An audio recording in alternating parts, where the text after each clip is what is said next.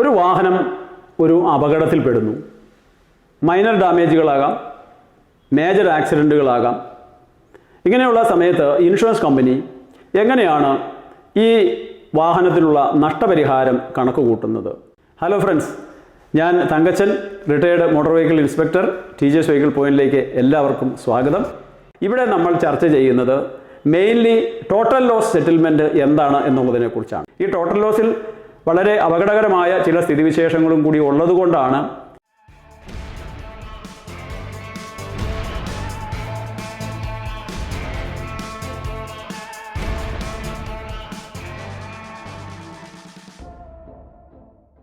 ഇന്ന് 5 വർഷം വരെ പഴക്കമുള്ള എല്ലാ വാഹനങ്ങൾക്കും ഫുൾ കവർ ഇൻഷുറൻസ്, അതായത് കോംപ്രിഹെൻസീവ് എന്നോ ബമ്പർ ടു ബമ്പർ എന്നോ നിൽ ഡിപ്രീസിയേഷൻ എന്നോ ഒക്കെ പറയുന്ന രീതിയിലുള്ള ഇൻഷുറൻസ് ഉണ്ടാകാനായിട്ടുള്ള സാധ്യതയുണ്ട്. 5 വർഷം കഴിഞ്ഞിട്ടുള്ള വാഹനങ്ങൾക്ക് ആ ഇൻഷുറൻസ് കമ്പനിയുടെ ഡിസ്ക്രിപ്ഷൻ അനുസരിച്ചിട്ട് അതിന് ഫുൾ കവർ വേണോ, തേർഡ് പാർട്ടി മാത്രം മതിയോ എന്ന് തീരുമാനിക്കുന്നത് ആ ഇൻഷുറൻസ് കമ്പനിയാണ്. അത് ആ വാഹനത്തിൻ്റെ പൂർവ്വകാല ചരിത്രം പരിശോധിച്ചിട്ടാണ്. ആ വാഹനം കൂടുതലായിട്ടുള്ള അപകടത്തിൽപ്പെടുകയും കൂടുതൽ കോമ്പൻസേഷൻ ആ വാഹനത്തിന് നൽകേണ്ടതായിട്ടുള്ള ഒരു സാഹചര്യം വരുമ്പോൾ അത് ഇൻഷുറൻസ് കമ്പനിക്ക് തീരുമാനിക്കാം ഇനി ഈ വാഹനത്തിന് ഫുൾ കവർ ഇൻഷുറൻസ് കൊടുക്കേണ്ടതുണ്ടോ എന്നുള്ളത്. അപ്പോൾ പലരും ഇവിടെ ഉന്നയിക്കുന്ന ഒരു ചോദ്യമാണ്, ഈ ഇൻഷുറൻസ് കമ്പനിക്ക് അങ്ങനെയുള്ള ഡിസ്ക്രിപ്ഷൻ ഉണ്ട്. ഇൻഷുറൻസ് കമ്പനിയുടെ മാനേജർക്കാണ് അത് തീരുമാനിക്കാനായിട്ടുള്ള പൂർണ്ണ അധികാരം. നമ്മുടെ വിഷയം എന്ന് പറയുന്നത് ഒരു വാഹനം അപകടത്തിൽപ്പെട്ടാൽ ഏത് രീതിയിലായിരിക്കും അതിൻ്റെ കോമ്പൻസേഷൻ ഇൻഷുറൻസ് കമ്പനി നിശ്ചയിക്കുക. ഒരു വാഹനത്തെ സംബന്ധിച്ചിടത്തോളം ആ വാഹനത്തിന് ഫുൾ കവർ ഇൻഷുറൻസ് ഉണ്ടെങ്കിൽ മാത്രമേ ഈ വാഹനത്തിൻ്റെ കേടുപാടുകൾ തീർക്കാനായിട്ടുള്ള കോമ്പൻസേഷന് വേണ്ടിയിട്ട് ഇൻഷുറൻസ് കമ്പനിയെ സമീപിക്കാനായിട്ട് സാധിക്കുകയുള്ളൂ.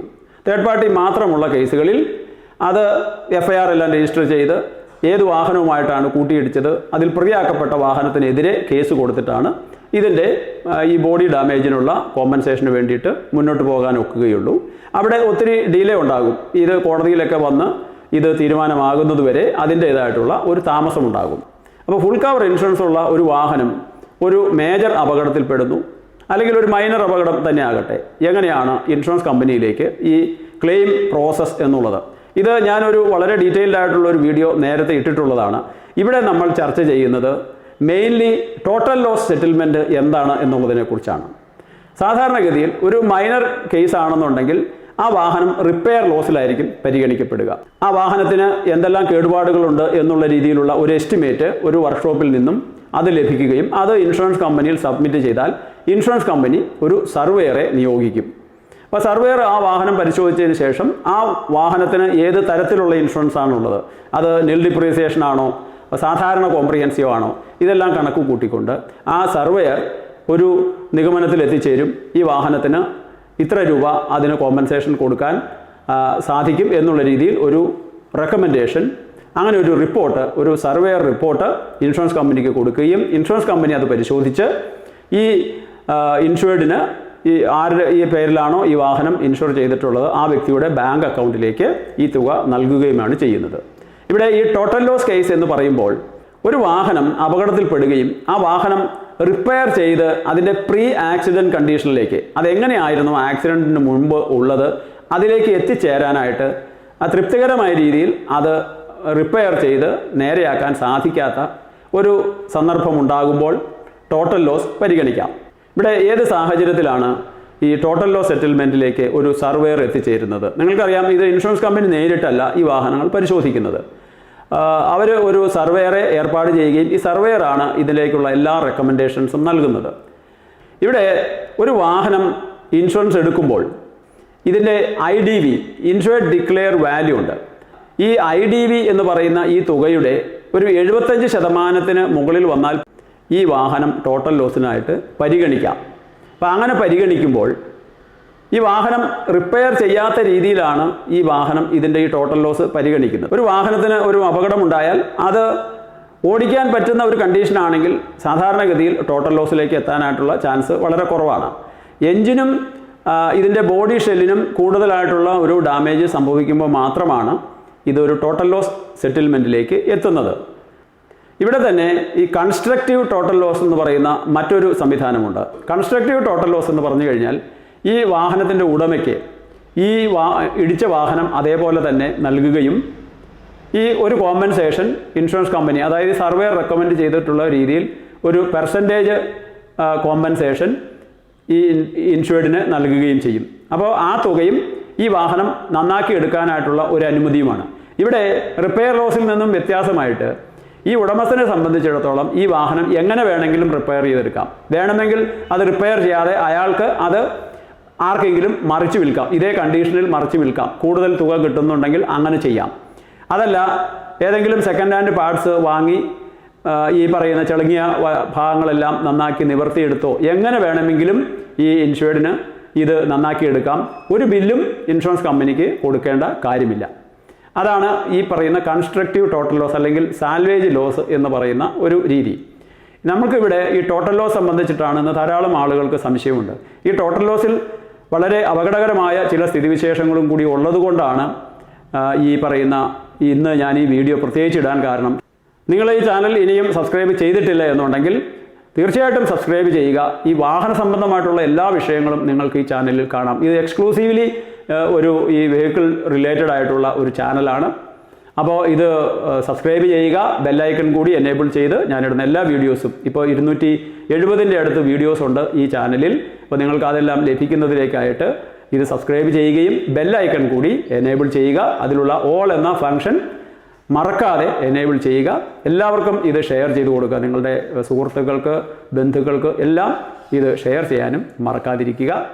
ഈ ടോട്ടൽ ലോസ് സെറ്റിൽമെൻറ്റിൻ്റെ സമയത്ത് പ്രധാനമായിട്ടും ശ്രദ്ധിക്കേണ്ടത്, പല ഇൻഷുറൻസ് കമ്പനികളും ഈ ടോട്ടൽ ലോസ് സെറ്റിൽമെൻറ്റിൽ ഈ വാഹനത്തിൻ്റെ RC ക്യാൻസൽ ചെയ്യാനായിട്ട് ആവശ്യപ്പെടും.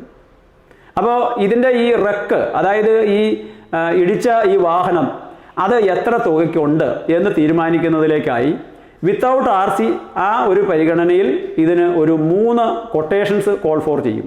ഏറ്റവും കുറഞ്ഞത് 3 കൊട്ടേഷൻസ്. അത് ഈ കൊട്ടേഷൻസ് സമർപ്പിക്കുന്ന ആളുകൾ ഈ വാഹനം വന്ന് കണ്ടതിന് ശേഷം ഈ വാഹനത്തിന് ഇത്ര വില നൽകാം. അതായത് RC ഇല്ലാതെ എന്ന് ഉദ്ദേശിക്കുന്നത് RC ക്യാൻസലേഷന് ശേഷം.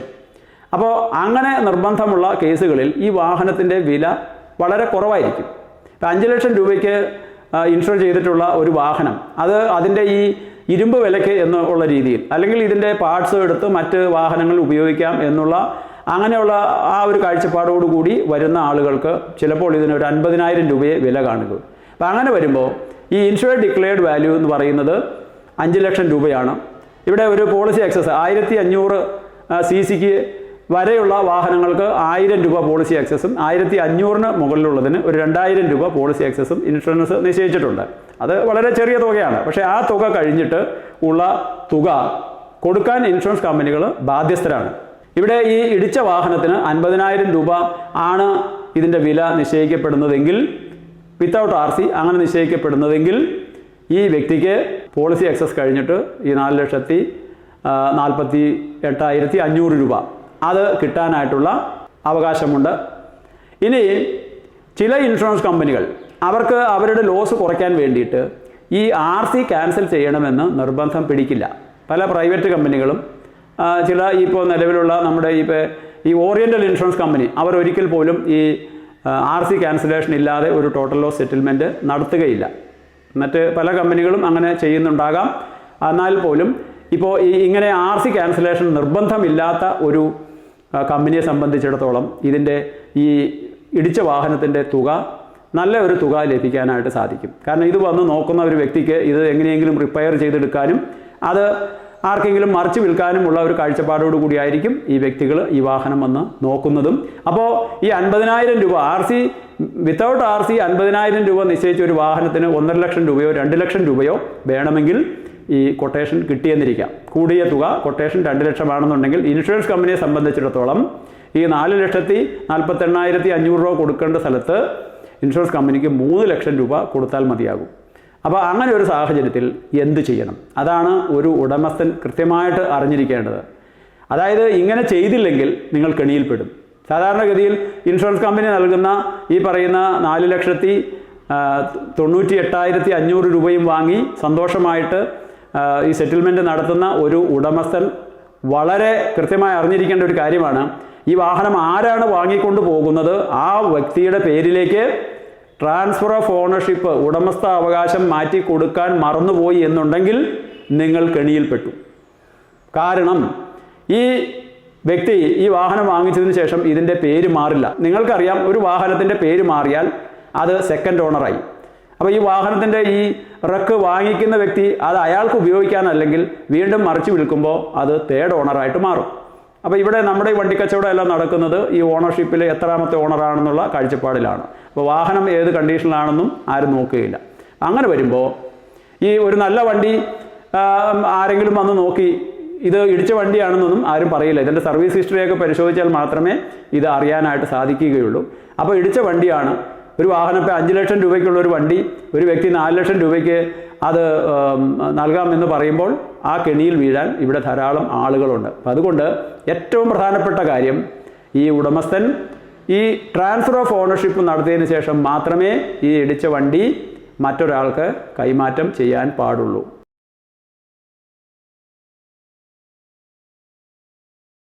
നിങ്ങൾക്ക് ഈ വീഡിയോ പ്രയോജനപ്പെട്ടു എന്നുണ്ടെങ്കിൽ ഇത് ലൈക്ക് ചെയ്യുക, ഇത് മാക്സിമം ഷെയർ ചെയ്യുക, നിങ്ങളുടെ അഭിപ്രായങ്ങളും നിർദ്ദേശങ്ങളും അറിയിക്കുക. നിങ്ങൾക്ക് ഏതെങ്കിലും തരത്തിലുള്ള സംശയങ്ങളുണ്ടെങ്കിൽ എൻ്റെ വാട്സപ്പ് നമ്പറിലേക്ക് ഒരു വോയിസ് ക്ലിപ്പ് ഇടുക. ധാരാളം പേര് വിളിക്കുന്നുണ്ട്, എല്ലാവരുടെയും കോള് അറ്റൻഡ് ചെയ്യാനായിട്ട് സാധിക്കുന്നില്ല. വോയിസ് ക്ലിപ്പ് മാത്രം ഇടുക. അപ്പോൾ ഇനിയും പുതിയൊരു വീഡിയോയുമായിട്ട് വരുന്നത് വരെ stay safe and happy new year.